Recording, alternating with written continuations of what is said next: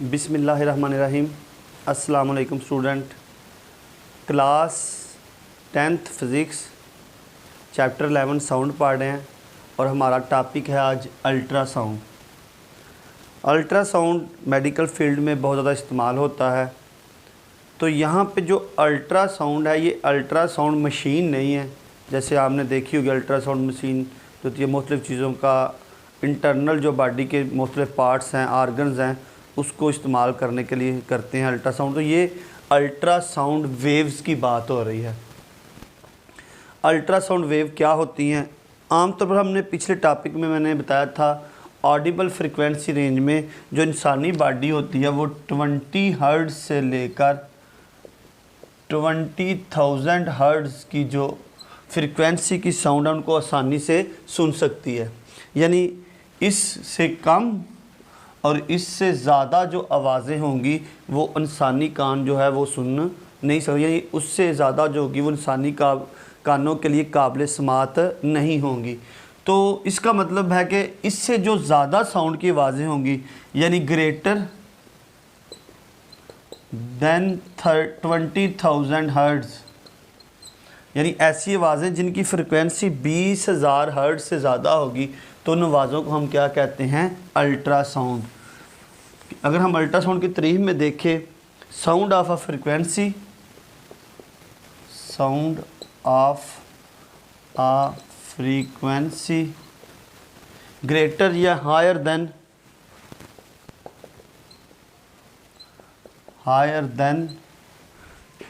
20,000 hertz which are inaudible to normal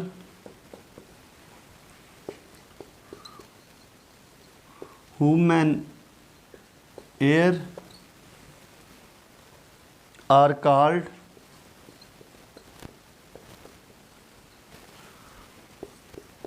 ultrasound और ultrasonic.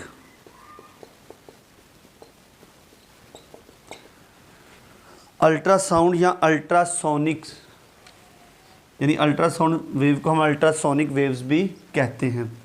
यानी वो आवाज़ें जिनकी फ्रिक्वेंसी 20,000 हर्ट्ज़ से क्या होती है? ज़्यादा होती है। इनऑडिबल, इंसानी कानों के लिए नाकाबिल समात, हम इन साउंड को इंसानी कान सुन नहीं सकते। तो इन साउंड को हम क्या कहते हैं? अल्ट्रासोनिक या अल्ट्रासाउंड वेव कहते हैं। अब अल्ट्रासाउंड वेव जो होती हैं हमारे पास कहाँ कहाँ पे इस्तेमाल होती हैं, इसके यूजेस क्या हैं?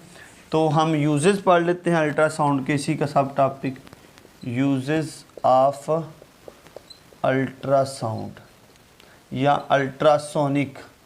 एक ही बात है, अल्ट्रासाउंड या अल्ट्रासोनिक वेव। अगर हम देखें स्टूडेंट, पहला जो हमारे पास है ये हाई एनर्जी कैरियर होती हैं। हाई एनर्जी कैरियर होती है, एनर्जी को बहुत ज़्यादा मकदार में कैरी करती हैं, लेकर जाती हैं। यानी अगर हम देखें हाई एनर्जी कैरियर कैसे होती हैं, अगर हमारे पास देखें कि वेलोसिटी बराबर होती है फ्रीक्वेंसी मल्टीप्लाई वेवलेंथ। अब स्टूडेंट ये बात याद रखिएगा कि हमारे पास जो साउंड की स्पीड है ना एयर के अंदर वो एक ही है। अब साउंड की स्पीड, अब ये अल्ट्रासाउंड बहुत ज़्यादा फ्रीक्वेंसी को हाई लेके जाती हैं, हाई एनर्जी कैरी करती हैं, ट्रांसफ़र करती हैं एनर्जी को, हाई एनर्जी कैरियर ट्रांसफ़र कर सकती हैं। तो इसका मतलब इसकी फ्रीक्वेंसी क्या हो जाती है? बहुत ज़्यादा बढ़ जाती है। जब फ्रीक्वेंसी बहुत ज़्यादा बढ़ जाती है तो लेकिन इसकी जो स्पीड है, वेलोसिटी है, वो तो बिल्कुल चेंज नहीं होती। तो इसका जब इसकी फ्रीक्वेंसी बहुत ज़्यादा बढ़ जाएगी तो इसकी वेवलेंथ क्या हो जाएगी? बहुत कम हो जाएगी। मतलब हम कहते हैं साउंड की स्पीड जो है वो 340 है। अगर हम कहें फ्रीक्वेंसी जो है वो 340 है तो इसका मतलब इसकी वेवलेंथ कितनी हो जाएगी? सिर्फ 1, क्योंकि साउंड की स्पीड जो होती है, क्योंकि हम एक ही मीडियम की बात करें, हाँ अगर मीडियम चेंज हो जाए, फॉर एग्जांपल कि हवा में हमारी साउंड है, तो अगर हम इसको मूव करवा लें किसके अंदर, वाटर के अंदर, तो फिर इसकी स्पीड जो होती है वो चेंज हो जाएगी। लेकिन यहाँ पे मीडियम चेंज की बात नहीं हो रही, बल्कि बात हो रही है साउंड की एनर्जी कैरी करनी है हमने, तो उसकी फ्रिक्वेंसी अगर बहुत, क्योंकि एनर्जी बहुत ज़्यादा एनर्जी कैरी करती हैं, ट्रांसफ़र करती हैं, तो क्या होगा, फ्रिक्वेंसी जब बहुत ज़्यादा इंक्रीज़ कर जाएगी तो इसका मतलब है इसकी जो वेवलेंथ होगी बहुत कम हो जाएगी। तो वेवलेंथ कम हो जाएगी, तो यानी अगर हम कहें तो ये एक छोटी सी चीज़, ये जो हमारे पास एक मैंने डॉट लगाया हुआ है, तो इस डॉट की वेवलेंथ भी जो होती है वो हमें मालूम हो जाती है। यानी छोटी से छोटी चीज़ों की वेवलेंथ भी हमें बता देती है अल्ट्रासोनिक वेव जो होती है, अल्ट्रासाउंड या अल्ट्रासोनिक वेव। मतलब हमें किसी भी चीज़ की वेवलेंथ मालूम करने के लिए छोटी से छोटी चीज़ का हमने सुराग लगाना हो तो हम अल्ट्रासोनिक वेव जो होती हैं वो इस्तेमाल करते हैं। मतलब बड़ी छोटे छोटे पार्टिकल को, यानी जो जैसे सैंड, रेत के ज़रात जो हैं उसके पार्टिकल को भी ढूंढने के लिए उसकी वेवलेंथ जो होती है ये हमें दिखा सकती है।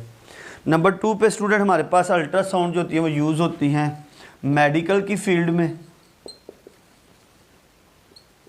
एंड टेक्नोलॉजी की फील्ड में बहुत ज़्यादा इस्तेमाल हो रही हैं।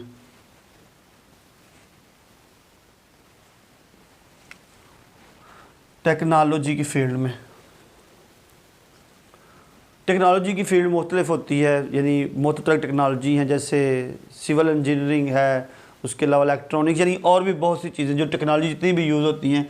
मेडिकल और टेक्नोलॉजी की फील्ड में जो होती है अल्ट्रासाउंड जो होती है बहुत ज़्यादा इस्तेमाल की जाती है। मतलब हमें मुख्तलिफ बीमारियों की तशख़ीस करने के लिए, बीमारी ढूंढने के लिए हम जो होते मेडिकल फील्ड में जो होता है वो इस्तेमाल करते हैं। फॉर एग्ज़ाम्पल हम जो हमारे मुख्तलिफ आर्गन होते हैं, जैसे अल्ट्रासाउंड मशीन होती है, मुख्तलिफ आर्गन में जैसे किडनी वगैरह होती है, तो वहाँ पे स्टोन होता है, तो उस स्टोन का जो साइज़ होता है ना ये बता देती है हमें कि स्टोन बिल्कुल छोटा सा हो, जैसे रेत के सैंड के पार्टिकल होते हैं, या बहुत बड़ा भी हो, तो ये उसका साइज़ जो होती है ये हमें बताने की सलाहियत रखती है अल्ट्रासाउंड। यानी जब हम अल्ट्रासोनिक वेव जो होती हैं उसको ट्रांसमीटर के ज़रिए बॉडी में भेजते हैं, तो एक रिसीवर की मदद से उसकी जो वेव होती हैं वो जो इमेज बनाती हैं, उससे हमें उसकी जो हमारी स्टोन होती है उसका साइज़, छोटे से छोटा साइज़ जो हो वो भी बताने के लिए हम मेडिकल फील्ड में अल्ट्रासाउंड या अल्ट्रासोनिक वेव को इस्तेमाल कर रहे होते हैं। इसके अलावा ये मुख्तलिफ़ चीज़ों को इंटरनल आर्गन्स के अलावा और भी किसी चीज़ का इमेज लेना हो, हमें अनसीन चीज़ें जो होती हैं तो उसको देखने के लिए भी हम अल्ट्रासाउंड जो होती है वो इस्तेमाल करते हैं। मतलब इसका जो दूसरा अहम यूजेज है वो है मेडिकल एंड टेक्नोलॉजी या टेक्निकल फील्ड में हम अल्ट्रासाउंड को इस्तेमाल करते हैं। नंबर जो 3 हमारे पास है वो हमारे पास है डायग्नोज करें या ब्लड क्लॉटिंग। अगर हमारे पास ब्लड क्लॉट कर जाते हैं, ब्लड क्लॉटिंग में भी अल्ट्रासाउंड मशीन जो होती है वो बहुत ज़्यादा इस्तेमाल हो रही होती है। कैसे स्टूडेंट, हमारे पास हमारी बॉडी में बहुत सी आर्टरीज़ और वेन्स होती हैं छोटी छोटी। यानी अगर ये हमारे पास एक हमारी आर्टरी है तो इसमें यहाँ पे खून की, ब्लड की ब्लॉकेज हो गई है, क्लॉट बन चुके हैं। तो अब आर्टरीज इतनी छोटी छोटी होती हैं कि अब इनका हम क्या कर सकते हैं, ऑपरेट नहीं कर सकते।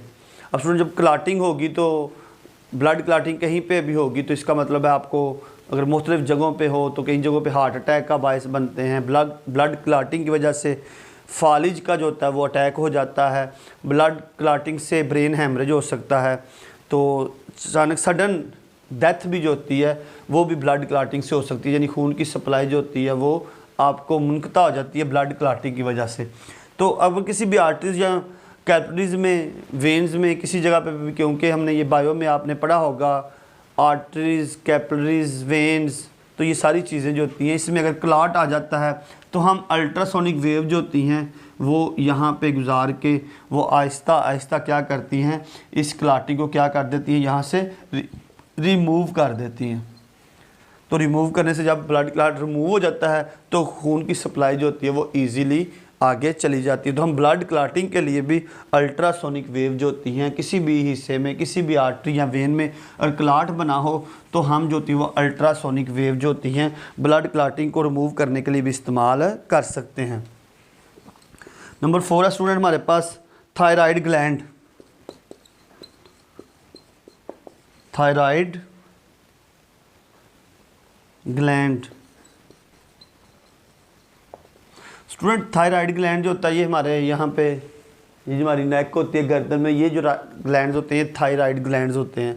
अगर खुदा न खास्ता किसी की गर्दन बहुत ज़्यादा स्वेल हो जाती है, थायराइड ग्लैंड जो होते हैं वो बहुत ज़्यादा बढ़ जाते हैं, जिसको आगे ग्वाइटर या गिल्लड भी कहते हैं, तो उसको रिमूव करने के लिए हम अल्ट्रासाउंड जो होती है वो इस्तेमाल करते हैं। यानी इसकी इमेज लेते हैं अल्ट्रासाउंड से और इसके बाद हम अल्ट्रासाउंड की मदद से इस बीमारी की जो कि डायग्नोज करते हैं और उसकी तशखीस करने के लिए हम अल्ट्रासोनिक वेव जो होती हैं वो इस्तेमाल करते हैं। तो थायराइड ग्लैंड को ढूंढने के लिए, इसकी डायग्नोज करने के लिए अल्ट्रासाउंड वेव इस्तेमाल करते हैं। अल्ट्रासाउंड वेव जो होती है स्टूडेंट, आगे हम कहते हैं कि किसी भी चीज़ में हमें किसी समंदर वगैरह की डेप्थ मालूम करनी हो, गहराई मालूम करनी हो, तो हम उसके लिए भी अल्ट्रासोनिक वेव जो होती है वो इस्तेमाल करते हैं। मतलब अगर हमने डेप्थ ऑफ सी कह लें जी, समंदर की आपने गहराई मालूम करनी है तो उसके लिए हम अल्ट्रासाउंड वेव जो होती है अल्ट्रासाउंड या अल्ट्रासोनिक वेव इस्तेमाल करते हैं। स्टूडेंट होता क्या हमारे पास, यहाँ से हमारे पास ये सी है, अगर हम देखें तो क्या करेंगे, हम यहाँ से अल्ट्रासोनिक वेव यहाँ पे भेज देते हैं। ये स्टूडेंट यहाँ पे टकराएगी। अब टकराने के बाद क्या करेगी, ये वापस यहाँ पे जाएगी। एक हमारे पास ट्रांसमीटर होता है और स्टूडेंट यहाँ पे एक रिसीवर होता है। अब हम ट्रांसमीटर की मदद से क्या करते हैं स्टूडेंट, अल्ट्रासोनिक वेव को भेजते हैं समंदर की तह में। अब स्टूडेंट यहाँ से टकराने के बाद जब ये वापस आती है तो हम इसका क्या नोट कर लेते हैं, एक तो टाइम नोट कर लेंगे हम लोग, और जब ये वापस रिसीव होती है तो हमें इसका टाइम कितना होगा, उसके बाद इसकी वेलोसिटी मालूम होनी चाहिए और हम इसका जो डिस्टेंस होगा वो फाइंड कर सकते हैं। यानी अगर हमें पता है अल्ट्रासाउंड की स्पीड क्या है, वो हमने पैमाइश की होगी, टाइम यहाँ से जाने का और वापस आने का हम मालूम कर लेंगे। तो स्टूडेंट हमारे पास जो होगा डिस्टेंस बराबर है वेलोसिटी मल्टीप्लाई टाइम। तो जितनी वेलोसिटी होगी और जितने टाइम में ये वापस आएगी हम निकाल लेंगे, तो उसके बाद डिवाइड क्या कर देंगे 2 पे। क्यों, क्योंकि साउंड जाएगा भी और फिर जाने का और वापस आने का टोटल डिस्टेंस हम फाइंड करेंगे, क्योंकि उसे जाना भी और वापस भी आना, तो 2 पे डिवाइड करेंगे तो हमें इस तरह किसी भी समंदर की जो गहराई होगी वो मालूम हो जाएगी। तो इस अमल को स्टूडेंट हम कहते हैं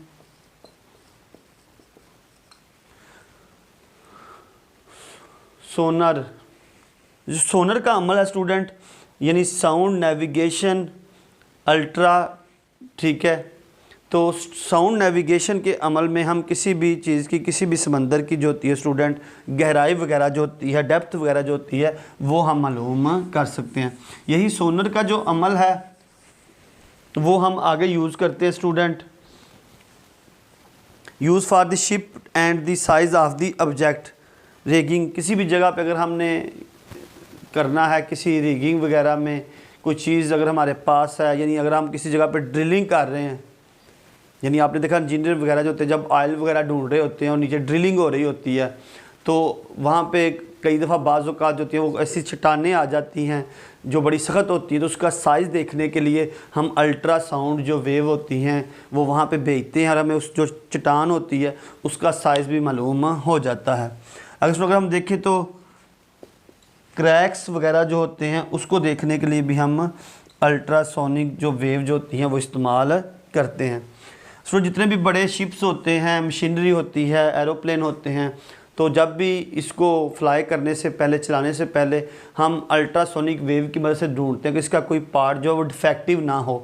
यानी अगर हमारे पास ये कुछ पार्ट हैं तो यहाँ पे हम क्या करेंगे, अल्ट्रासोनिक वेव यहाँ से ट्राई कराएंगे, वो टकराने के बाद क्या आ जाएंगी, वापस आ जाएंगी।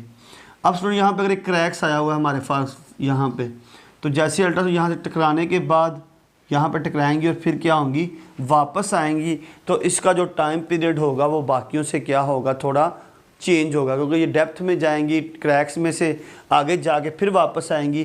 तो इससे हमें अंदाज़ा हो जाएगा कि इस पार्ट में कोई ना कोई यहाँ पे नुक्स मौजूद है, यानी यहाँ पे कोई डिफेक्टिव पार्ट है जिसको हम रिपेयर कर सकते हैं। तो जितने भी किसी भी बड़ी बड़ी एरोप्लेन के इंजन हो गए, बड़े जो कि शिप्स हो गए, तो इनके पार्ट्स जो होते हैं, इनके डिफेक्ट वगैरह जो होते हैं, इन डिफेक्ट को ढूंढने के लिए भी हम अल्ट्रासाउंड जो होती हैं वेव या अल्ट्रासोनिक वेव जो होती हैं वो इस्तेमाल करते हैं। इसके आगे हमारे पास स्टूडेंट 7 नंबर पे जर्म्स एंड बैक्टीरिया।